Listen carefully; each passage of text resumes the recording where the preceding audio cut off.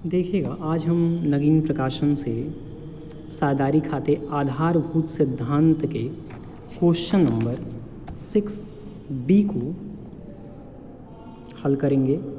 अजय और विजय फर्म में साझेदार हैं। उन्होंने क्रमशः 50,000, 45,000 पूंजी के रूप में अंशदान किया।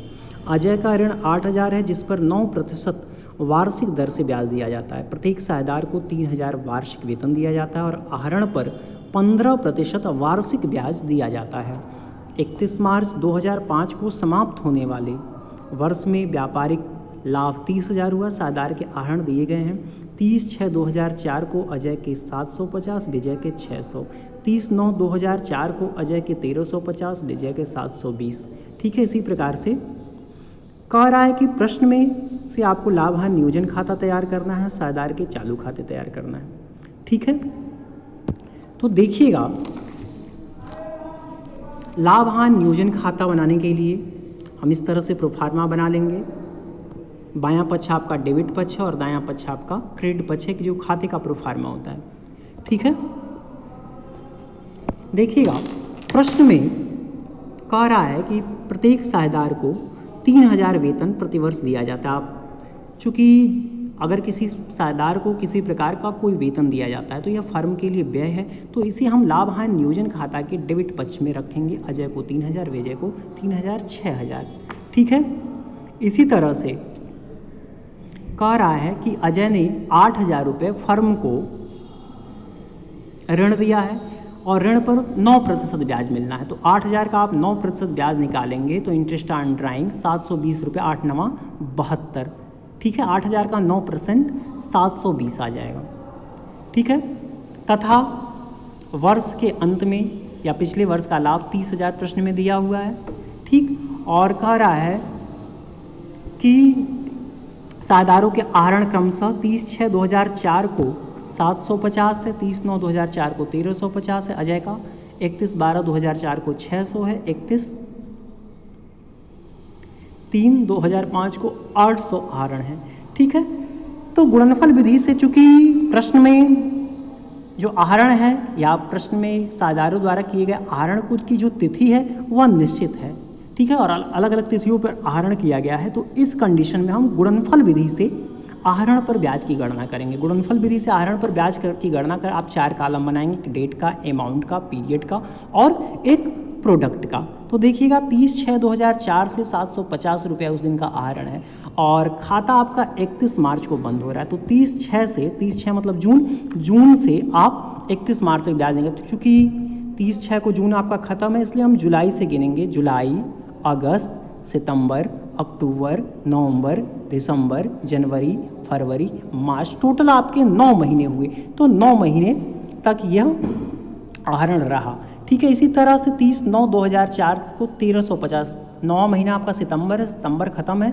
अक्टूबर, नवंबर, दिसंबर, जनवरी, फरवरी, मार्च, तो यह जो 1,350 का आहरण है 6 महीने रहा। ठीक है, 31 दिसंबर को 600 आहरण किया गया, तो दिसंबर से आप जोड़ेंगे, दिसंबर आपका ख़त्म है। जनवरी, फरवरी और ये मार्च, 3 महीने तक यह आहरण रहा। ठीक है, 31 मार्च को आहरण किया गया 800, चूँकि 31 मार्च को खाता क्लोज हो रहा है तो यह आहरण पर ब्याज नहीं निकलेगा। ठीक है, तो यह आहरण के लिए आप 0 दिखा देंगे, तो 800 × 0 ये 0 हो जाएगा। ठीक है, 0 दिन यह आहरण रहा 31 मार्च तक। तो आप टोटल प्रोडक्ट निकाल देंगे, जोड़ देंगे 6,750, 800 और 1,800 को 16,650। ठीक है, आहरण पर ब्याज निकालने के लिए सूत्र है टोटल प्रोडक्ट गुणे रेट बटे 100 गुणे 1/12। इस सूत्र से आप आहरण निकाल लेंगे तो अजय का आहरण आ जाएगा 208 रुपये। ठीक है, इसी तरह से आप विजय का भी आहरण ठीक इसी प्रकार से निकालेंगे। 30/6/2004 से आप पीरियड निकालेंगे, 9 महीने तक आहरण रहा। ठीक है, तो 6 9 5400 प्रोडक्ट। ठीक है, इसी तरह से 720 ये 6 महीने रहा, 3 महीने और ये 0 दिन। 31 मार्च को चूँकि आपका खाता क्लोज हो रहा है, इसमें आप टोटल प्रोडक्ट निकालेंगे। ठीक है, interest on drawing total product गुणे रेट अपॉन 100 गुणे 1/12, इस सूत्र से आप निकालेंगे तो ये आपका 131 रुपया इंटरेस्ट ऑन ड्राइंग निकलेगा। तो देखिएगा, लाभ हानि नियोजन खाता में अजय का आहरण 208 दिखाया गया, विजय का 131। चूँकि आहरण पर ब्याज फर्म के लिए आय है, अतः इसको हम लाभ हानि नियोजन खाता के क्रेडिट पक्ष में दर्शाएंगे। इसको आप हल कर लेंगे, 3000 और 339, 30,000 339 इस तरफ आ जाएगा 6,720, 30,339 में से इसको टोटल करने के लिए ये 23,619 ये आपका बैलेंस आ जाएगा, ठीक है। और इसको दोनों साझेदार में बराबर बराबर आप बांट देंगे, चूँकि प्रश्न में कुछ नहीं कहा गया है। तो इस कंडीशन में हम अजय और विजय को 23,619 को बराबर बराबर बांटेंगे, ठीक है।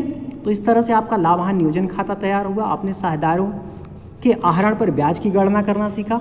अब हम साझेदार के पूंजी खाते एवं चालू खाता बनाएंगे अस्थायी विधि से, फिक्स मेथड।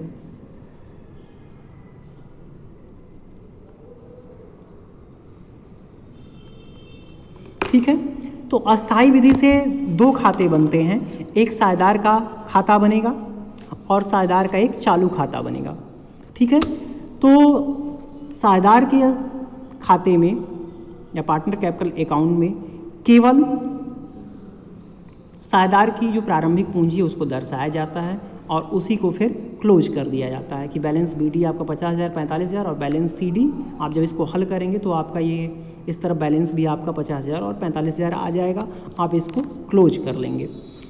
साझेदार के चालू खाता बनाने के लिए अब आपने पीछे जो पीएल एप्रोप्रिएशन बनाया है वहीं से बनाएंगे। तो देखिएगा, सैलरी पार्टनर, चूँकि यह खाता पार्टनर करेंट अकाउंट साझेदार का खाता है, तो साझेदार की दृष्टि से हम देखेंगे साझेदार के लिए आय है सैलरी, तो साझेदार के खाते के क्रेडिट पक्ष में रखेंगे अजय का 3,000 और विजय का 3,000। इसी तरह से ऋण पर ब्याज मिल रहा है, यह भी साझेदार के लिए एक प्रकार का आय है, तो इसको भी आप अजय के कॉलम में रखेंगे, ठीक है। शेयर ऑफ प्रॉफिट जब आप पीएल एप्रोप्रिएशन बनाए हैं, आपने 23,619 को दो बराबर भागों में बांटा था, तो 11,809.5 11,809.5 विजय के लिए और अजय के लिए, ठीक है। तो by P and L appropriation account share of profit को आप रख देंगे, ये भी साझेदार के लिए आय है तो क्रेडिट पक्ष में आप रखोगे, ठीक है। ड्राइंग को पार्टनर के करेंट अकाउंट के हम डेबिट पक्ष में रखते हैं।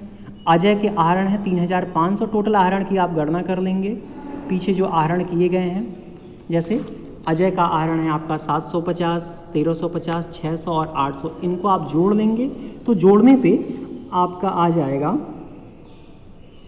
3,500 अजय का और विजय का 20,60, ठीक है। इंटरेस्ट ऑन ड्राइंग आपने निकाला है, 208 अजय का है और 131 इंटरेस्ट ऑन ड्राइंग। चूँकि साझेदार के लिए एक प्रकार का व्यय है, अतः साझेदार के खाते के डेबिट पक्ष में हम इसको दर्शाएंगे, ठीक है।